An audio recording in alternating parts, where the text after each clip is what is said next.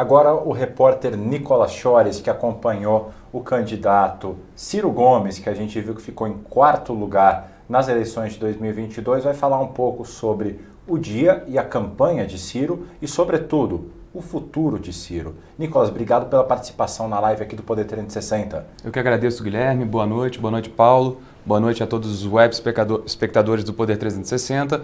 A gente já tinha visto que Ciro Gomes votou pela manhã em Fortaleza e já naquele momento disse que se ganhasse não tentaria um novo mandato. A gente já está muito claro que isso não aconteceu, ele sequer avançou ao segundo turno e que essa seria a última eleição presidencial que ele disputaria em sua carreira. Ciro Gomes ficou em quarto lugar, foi ultrapassado, pelo menos em relação às pesquisas de intenção de voto, por Simone Tebet, do MDB, e teve disparadamente a pior votação em todas as 4 participações dele em eleições presidenciais. A gente acho que ainda não chegou a 100% das sessões apuradas, mas já dá para ver que Ciro está com pouco mais de 3% dos votos válidos e menos de 4 milhões de votos. Só para lembrar o que agora se torna a sua segunda pior participação em uma eleição presidencial, em 1998, ele teve um pouco mais de 7 milhões de votos. Então, nessa eleição de 2022, Ciro acaba com menos da metade dos votos que teve em 1998. Só citar uma coisa aqui, no estado dele, no Ceará, ele ficou com menos de 7% dos votos válidos. E o inferno astral dele não termina aí, porque o candidato dele a governador, Roberto Cláudio, ficou em terceiro lugar. E o candidato do Lula, Eumano de Freitas, venceu no primeiro turno.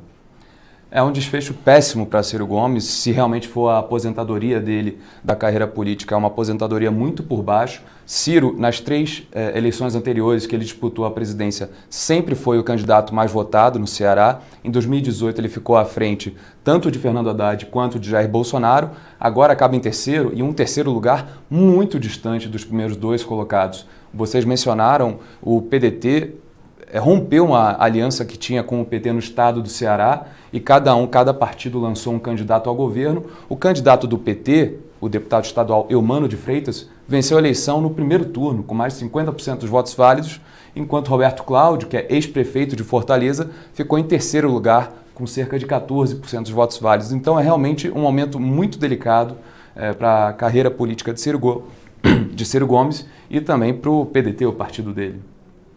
Maravilha. Bom, agora o Poder... só uma correção, o Ciro ficou em quarto, não em terceiro. Não, é que a gente estava falando do Ceará. A gente estava falando do Ceará. Assim, maravilha. No Brasil, aí sim, nós temos o quadro nacional. Aqui vamos voltar para o quadro nacional. Aí sim, Ciro Gomes está em quarto lugar. Se eu puder pedir a palavra novamente, Guilherme, porque... claro.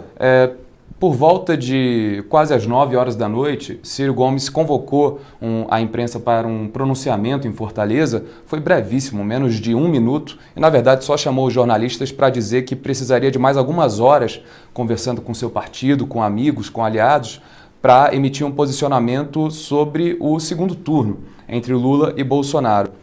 A gente lembra que em 2018... Ciro saiu de sua residência para ter esse mesmo tipo de conversa, depois de não ir ao segundo turno, dizendo que jamais votaria no Bolsonaro. Mas em nenhum momento declarou abertamente voto em Fernando Haddad e até hoje é muito criticado por, logo depois do primeiro turno, ter viajado para Paris e só ter voltado praticamente no domingo do segundo turno, em que ele de fato votou em Fernando Haddad, mas sem participar de qualquer tipo de campanha. E ao longo dessa campanha de 2022, Ciro repetiu inúmeras vezes que jamais subiria num palanque com Lula, a quem ele chama de corrupto, de ladrão. Então a gente fica na expectativa de saber qual vai ser a definição do PDT. Essa era uma questão que Ciro sempre evitava ao longo da campanha, de responder a quem ele apoiaria em um eventual segundo turno entre Lula e Bolsonaro, e também ver se Ciro pessoalmente, individualmente, assume algum posicionamento e se anuncia talvez algum tipo de conversa com o PT em torno do que poderia girar esse eventual apoio ao PT no segundo turno. Qual é, na sua avaliação, a tendência de comportamento do Ciro Gomes nesse segundo turno? Paulo, acredito que o Ciro, individualmente, vai se manter mais afastado. Eu acho até que com essa votação que, comparativamente às outras participações dele na eleição à presidência, é pífia, ele tenha se tornado um político um pouco tóxico, até pelos ataques tão frontais e duros e assertivos que ele fez ao PT.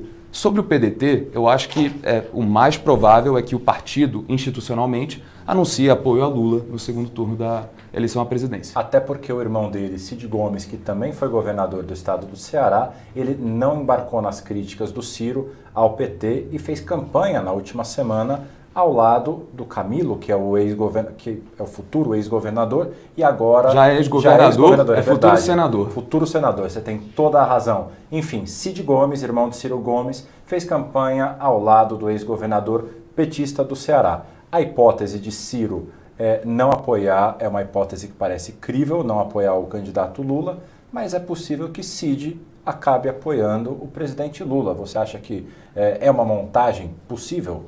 Acredito que sim.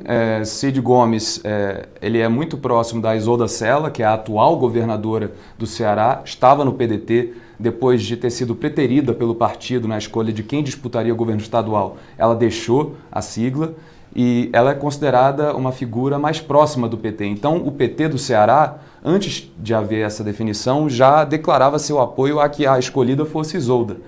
E Cid também, como você mesmo falou, é muito próximo de Camilo Santana, é próximo de Eumano de Freitas, do PT do Ceará como um todo, e já disse que trabalharia em eventual segundo turno para reatar essa aliança que havia desde 2006 lá no estado. Então acho que o apoio de Cid Gomes a Lula e ao PT no segundo turno é muito crível. Acho que Ciro é possível que adote aquele posicionamento meio em cima do muro de dizer que não dará nenhum voto a Bolsonaro, que nunca votaria em Bolsonaro, apesar de a gente ter visto em alguns momentos uma certa afinidade dele com o Bolsonaro, que talvez os seus seguidores mais à esquerda e com certeza os petistas não gostariam de ver, como na foto que ele publicou em seu perfil no Twitter, pedindo voto no 12, mas sentado ao lado do Bolsonaro no debate da Rede Globo. Foi uma coisa que pegou muito mal. Então, foi uma foto que ele divulgou, exatamente, quer dizer, ele não é à toa, né? Ou sua campanha escolheram fazer aquele enquadramento em que ele aparece sentado do lado do Bolsonaro. Então, ao longo de toda essa campanha ficou essa coisa meio ambivalente do Ciro em relação a criticar de uma forma equivalente Lula e Bolsonaro, equipará-los, dizer que são dois lados de uma mesma moeda, de um mesmo problema na condução da política econômica e na governança política do Brasil. Resta ver como é que ele vai se posicionar. Acredito que é provável que ele diga que não votará em Bolsonaro, mas sem fazer nenhum tipo de campanha ativa a favor de Lula.